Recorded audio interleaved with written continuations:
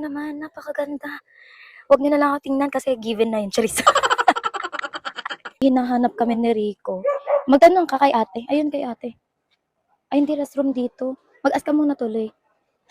Akala ko dito na mismo. So, watch your steps para, it's just a reminder para hindi tayo mahulog sa iba. Charis.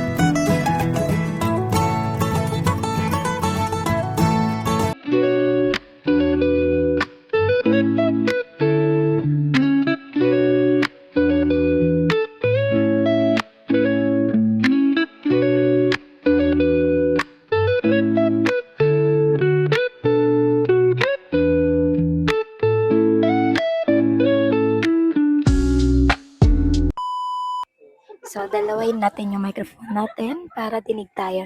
So, hello sa mga kagwani. It's me again, your one and only Dakwela Gwenny. For today's content is about travel vlog, of course, and visiting cafe here in Kamsur. Sa Cheras Cafe, dito tayo sa lugar ng Lagonoy, Kamsur.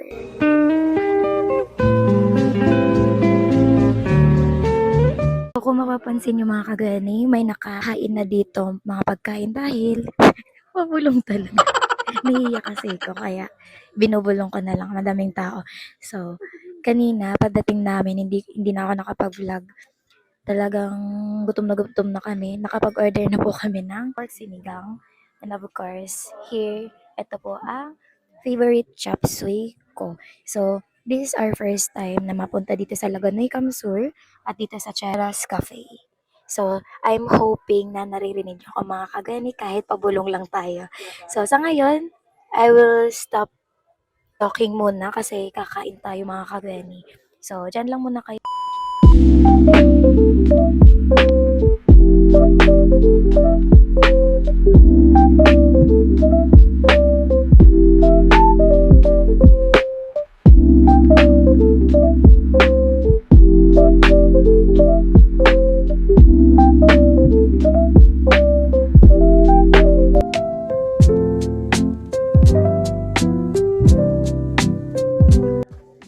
So, kumakain na nga kami mga kagani.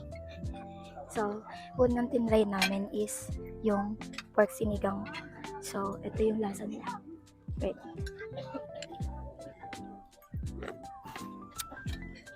Sarap.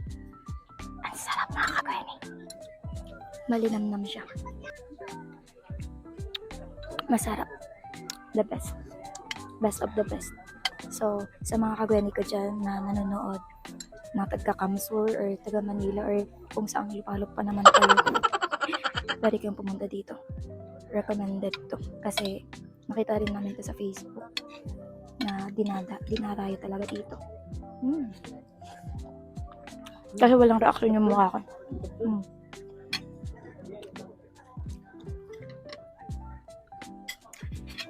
And yes, we have a chop suey. Ang dami naman ng ulam natin mga kagwen. Akala ko kasi onti lang yung serving nila. Look. Ayan. I think masarap din to, so let's try. Let's have a try.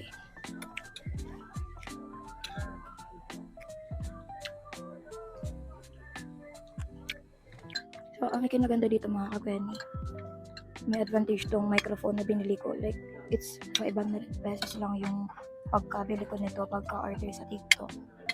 And then, talagang, siya, nice reduction. Ay, nag-affiliate bigla. Nice reduction siya, and kahit pabulong yung salita ako, pansin na pabulong lang kasi talaga malakas yung receiver niya, malakas yung sound niya. As in, microphone talaga, quality. But, in a cheap amount. Wow, but in a cheap amount. Sarap. Sarap ng chop suey nila. Mapa pork sinigang and chop suey. Ang sarap. Inaano ko sa tignuya ka. Diba? Ang sarap. ASMR. Kain tayo mga kabel.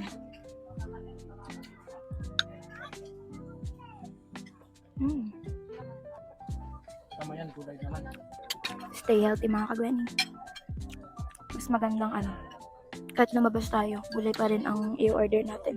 Kasi kadalasan na in-order namin kapag, hindi naman, minsan, kapag lumalabas lang naman, like sa mga inasal, yung last vlog ko, yung last time na napaligaspi kami, mga inasal talaga yung, pinuntahan namin. So, manok, diba yun? So, sa ngayon, para maiba naman, ala naman, palagi na lang tayo magmanok or kung may meat ba naman, dito naman tayo sa may gulay, para maiba naman. Baka sobrang taas. Ko alam. Ay, siya, nagsislide. Nag-slide na siya. Okay, I will end this vlog muna.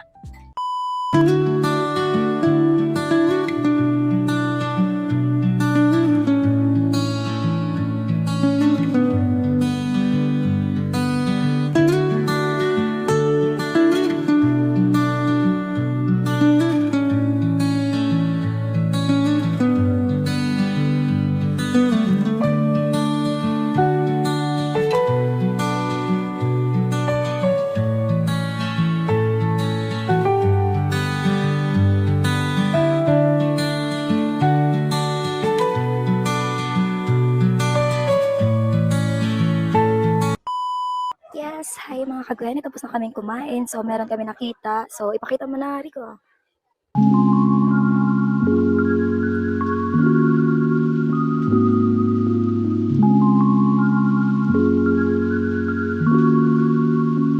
Po ba kung ano yun? Sa tingin ko, ayun ay lagusan papunta sa langit. Charis. So, ayun, napakaganda dito sa Cheras Cafe. Kahit first time namin dito, talagang mapapawaw tayo. Of course, if ever na pumunta kayo dito, kung kayo ang nandirito, mafe-feel nyo yung nararamdaman ko ngayon kasi nature lover ako. So, and I think mai-inlove kayo dito sa lugar ng Chera Cafe. Lagunay, Kamsur tayo. So, first time namin ni Rico dito and feel namin yung mga sandali na nandirito kami sa Lagunoy. Dahil tingnan nyo naman, napakaganda. Huwag nyo na lang ako tingnan kasi given na yun, Charis.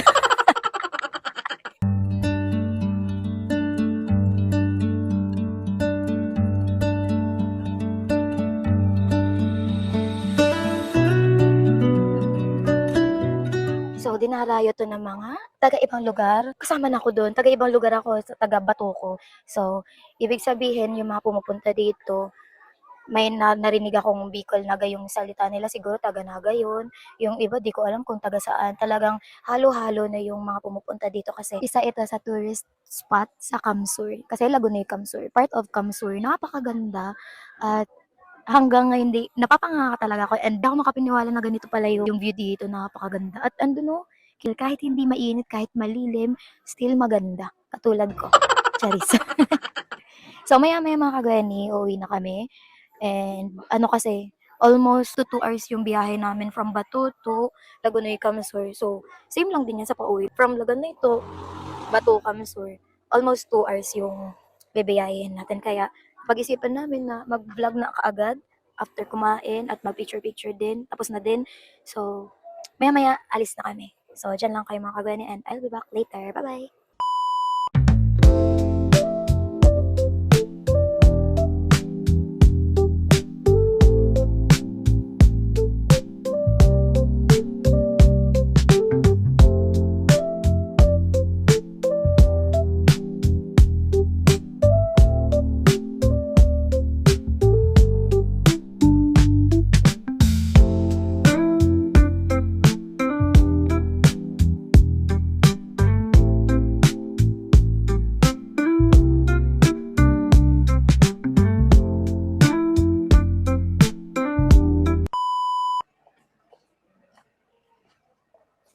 So, may hinahanap kami ni Rico. Magtanong ka kay ate. Ayun kay ate. Ay, hindi restroom dito. Mag-ask ka muna tuloy. Akala ko dito na mismo. May dilim na ang paligid. Restroom yan. Feeling ko dun sa loob talaga. Ano? Pwede naman. So, hinahanap namin ni Rico yung daanan dun sa baba. Kasi may nakita kami. Magandang view din. And tambayan. Para makita nyo din. Gusto namin i-share sa inyo. Every time na nag-vlog ako about sa mga cafe and mga place ganito. Siyempre, gusto ko may share din sa inyo.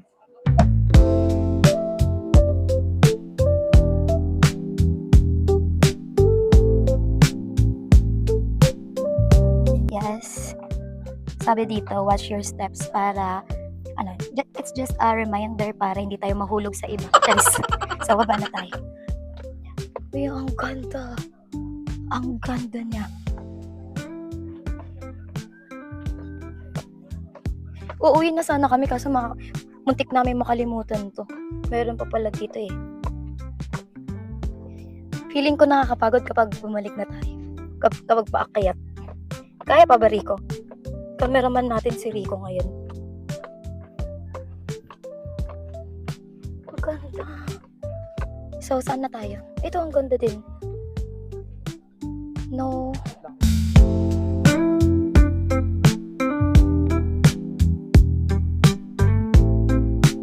At dahil dyan, hanggang dito na lang. Charis, hindi, antayin na muna natin umalis sila. Kasi masikip yung daanan. So, dito na kami sa baba. At napakaganda, nakaka-relax dito mga kabweni. Ayun, nare-relax na si Rico. Sana all. So, we will try it doon sa pinanggalingan nito mga nagsisiuwian. Tara na. Salubungin na nga natin.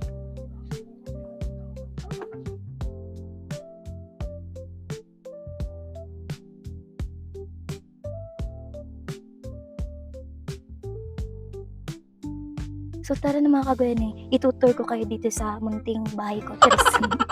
Anong bahay ko? Eme lang. Ay, ang ganda. So mga kagwene, perfect to sa mga magde-date. So ang ganda. Ay, wait lang. Kunwari, nakaano muna siya. Diba ganyan? So, ready na ba kayo mga kagwene? So surprise ko sa inyo. So, ayan na.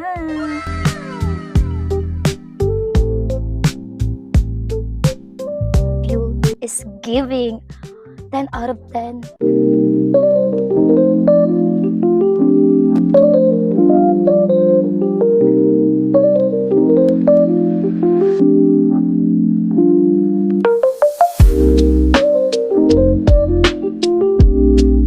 A few moments later.